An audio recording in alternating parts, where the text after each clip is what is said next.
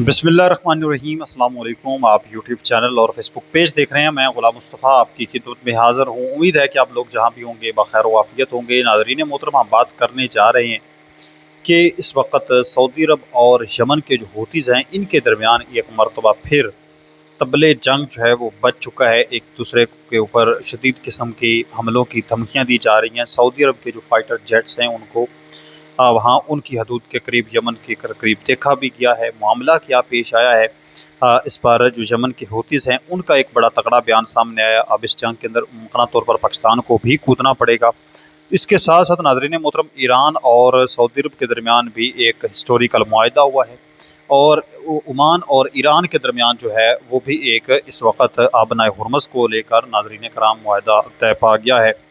इस पर भी हम आज की इस वीडियो के अंदर बात करने जा रहे हैं। आप लोगों से गुजारिश है, अगर आप इस चैनल पर नए हैं तो इसको लाजमी सब्सक्राइब कर लें और कमेंट सेक्शन में पाकिस्तान जिंदाबाद ज़रूर लिखें। नाज़रीन कराम, सबसे पहले तो हम बात करने जा रहे हैं कि आज की एक अहम तरीन जो ख़बर सामने आ रही है कि लाहौर जो डिफेंस का इलाका है वहाँ पर इंतहाई एक घटिया और शर्मनाक हरकत जो की गई।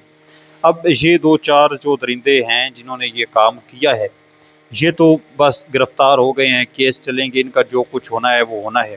लेकिन इसके बाद आप नहीं जानते कि किस कदर पाकिस्तान का जो नुकसान है। शायद ये लोग ये भूल जाते हैं पैसे के लिए कि पाकिस्तान का जो इमेज है वो कितना तबाह बर्बाद हो रहा है, किस कदर ख़राब हो रहा है। पहले ही लोग बड़े कम आते हैं पाकिस्तान के अंदर विज़िट करने के लिए। ऐसी बात नहीं है कि पाकिस्तान कोई खूबसूरत मुल्क नहीं है, इंतहाई खूबसूरत मुल्क है। बहुत अच्छे अच्छे लोग जहाँ पर मौजूद हैं, और काफ़ी जो टूरिस्ट यहाँ पर आते हैं वो बड़े मुतासर भी होते हैं। लेकिन कुछ ऐसे भी टूरिस्ट आते हैं जिनको पाकिस्तानी इस कदर मुतासर करते हैं कि वो फिर दूसरे जो है वो कानों को हाथ लगाते हैं कि पाकिस्तान हमने नहीं जाना। हम तो भारत को मतलब इस हवाले से तानो तशनी का जो है वो शिकार करते थे कि वहाँ पर जो है वो हरासा किया जाता है ख़वातीन को, और ये मामलात पेश आते हैं। लेकिन बदकिस्मती के साथ और अफसोस के साथ ये खबर देनी आज की पड़ रही है कि दो गैर मुल्की ख़वातीन हैं, एक हॉलैंड से ताल्लुक़ है और एक का वेनेज़ुएला से है। उनको मुबैना तौर पर अगवा किया गया, एयरपोर्ट से जो है वो उनको अगवा किया गया और फिर लाहौर डिफेंस के इलाके में उनको वो ले गए, और वहाँ पर उनको तावान जो है तावान का मुतालबा किया गया। जिनसी ज़्यादती का केस जो है वो बताया जा रहा है, अगवा का केस बताया जा रहा है। यानी 3 जो केस हैं वो हुए हैं। 4 से 5 अफराद जो हैं वो गिरफ़्तार हो चुके हैं बुनियादी तौर पर बताया जा रहा है, और एक जो शख्स है जो इनमें मुजरिम है, उनमें से एक जो है नाज़रीन मोहतरम उसका ताल्लुक़ जो है वो पाकिस्तान के जो वज़ीर ख़ारजा हैं और डिप्टी वज़ीर आज़म हैं इसहाक डार साहब, उनके साथ ताल्लुक़ बताया जा रहा है। रज़ा डार उसका नाम बताया जा रहा है, मुमकिन तौर पर नवाज साहब बताया जा रहा है कि है वो, और ये भी उस गैंग का हिस्सा था। ज़राए के मुताबिक एयरपोर्ट से अगवा किया गया, डिफेंस के एक जगह पर जो है वो इनको कैद रखा गया और $15 लाख जो है वो तावान मांगा गया कि आप $15 लाख पे करें तो हम इनको छोड़ देंगे। लेकिन और जिनसी ज़्यादती का संगीन इल्ज़ाम भी सामने आ रहा है कि वो भी इनको निशाना बनाया गया है। धमकियाँ दी गई हैं, तावान ना दिया गया तो हम आपको मार देंगे, आपके आज़ाद जो हैं वो काट कर बेच देंगे। इस कदर जो है वो दरिंदगी की इंतहा की गई है। अब आप खुद देखें, मैं कहता हूँ आप मतलब दूसरे वालों को छोड़ दें कि वो ये खबरें सुनने के बाद पाकिस्तान के अंदर आएंगे या नहीं। आप खुद सोचें, किसी मुल्क के बारे में आप ये खबर सुनें कि वहाँ पर जब हम एयरपोर्ट पर उतरेंगे हमें अगवा कर लिया गया, एक स्केच आपके जहन में बन जाता है, तो क्या आप चाहेंगे कि आप जो है वहाँ पर जाएँ? हरगिज़ नहीं जाएंगे। अपनी जान से कीमती तो कोई चीज़ भी नहीं ना होती। तो मैं ये समझता हूँ कि अब ये तो एक वाक़या हो गया जो कुछ होना था, लेकिन नेक्स्ट जो है, अब इसमें ना कोई सिक्योरिटी का कोई कसूर है, किसी का कोई कसूर नहीं है। ये हमारी अपनी एक देखे ना, अब हर बंदे के साथ तो आप हर एक बंदे सिंगल के साथ तो सिक्योरिटी ने नहीं ना जाना। ये तो खुद बंदे पर डिपेंड करता है ना कि वो अच्छे काम करे। तो ये बड़ी एक अफसोसनाक और शर्मनाक सूरत है मुल्क पाकिस्तान के लिए। इस तरह के अनासर को मुकम्मल मैं समझता हूँ कि निशान इबरत बनाना चाहिए, ताकि दूसरी मरतबा कोई कोशिश ना करे इस तरह का अमल करने की। आप इस पर क्या कहते हैं ज़रूर बताएँ। इसके साथ साथ नाज़रीन मोहतरम, आज पूरे मुल्क के अंदर जो है वो एहतजाज निकाले गए जियो न्यूज़ के ख़िलाफ़, क्योंकि उसने करीम आका सल्लल्लाहु अलैहि वसल्लम की शान अक़दस में 12 गुस्ताखियाँ की हैं। आप भी अपने ताईं लाजमी इस निजी टीवी चैनल के ख़िलाफ़ आवाज़ उठाएँ, इसको बैन करें। अगर फॉलो करते हैं तो अनफॉलो करें, ब्लॉक करें, इनको रिपोर्टें करें, जो कुछ करते हैं इनके ख़िलाफ़ कर सकें।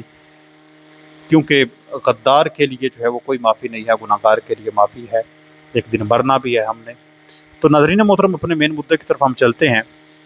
سعودی عرب اور ایران کے درمیان ایک جو اس وقت معاہدے کی بات چیت چل رہی ہے کہ جو مہان ایئر ہے ایران کی، اس نے ناظرین محترم سعودی عرب سے بوئنگ 777 طیارے جو ہیں وہ خریدے ہیں سعودی ایئر لائنس کے۔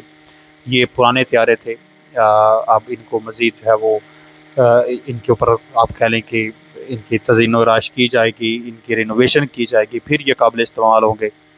تو یہ ایک بات یاد رکھیں ناظرین محترم، یہ جو طیارے خریدے گئے ہیں یہ ڈائریکٹ سعودی عرب سے نہیں خریدے گئے، اگرچہ ہیں سعودی عرب کے، لیکن چونکہ طیارے پرانے ہو گئے تھے، استعمال شدہ تھے، ان طیاروں کو مارکیٹ میں سیل کر دیا گیا تھا، اور ممکنہ طور پر جو بتایا جا رہا ہے کہ یو اے نے ان طیاروں کو خریدا تھا یا کسی اور کنٹری نے ان طیاروں کو خریدا تھا، سنگاپور بھی ہو سکتا ہے، تو پھر وہاں سے جو ہے وہ ایران نے خریدا ہے۔ لیکن ایک چیز آپ نے یاد رکھنی ہے کہ یہ طیارے اگرچہ جو ہے وہ سعودی عرب نے کسی اور کو دیے اور وہاں سے ایران تک پہنچے ہیں، پھر بھی سعودی عرب کی مرضی کے جو ہے وہ شامل حال ہے، اس کی مرضی کے مطابق ہی یہ طیارے ایران کو بھیجے گئے ہیں۔